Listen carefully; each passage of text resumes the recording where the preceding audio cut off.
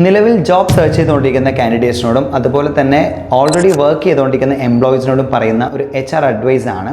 Experience is A very important factor in recruitment.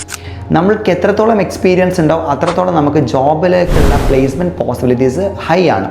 അപ്പോൾ നമ്മൾ ശ്രദ്ധിക്കേണ്ടത് മിനിമം ഒരു 1.5 ഇയറോ 2 ഇയറോ ഒരു കമ്പനി നമുക്ക് പ്ലേസ്ഡ് ആയി കഴിഞ്ഞാൽ അവിടെ നമ്മൾ സ്റ്റേ ചെയ്യാൻ മാക്സിമം നമ്മൾ ശ്രമിക്കാം.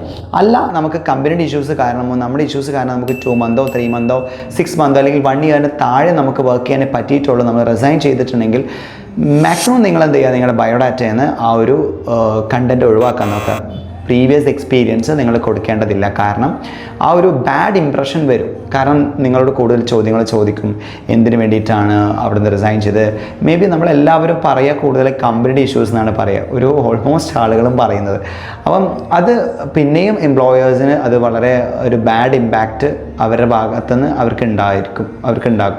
അപ്പോൾ അതുകൊണ്ട് തന്നെ നമ്മൾ എന്ത് ചെയ്യണം എന്ന് പറഞ്ഞു കഴിഞ്ഞാൽ മാക്സിമം നമ്മളെല്ലാവരും നിലവിലുള്ള കമ്പനികളിൽ സ്റ്റേ ചെയ്യുക. അതേപോലെ തന്നെ ഫ്രഷേഴ്സ് ആയാലും ഒക്കെ നിങ്ങൾ എന്ത് ചെയ്യുക, എക്സ്പീരിയൻസ് കൂട്ടാൻ നോക്കുക. Okay, thank you.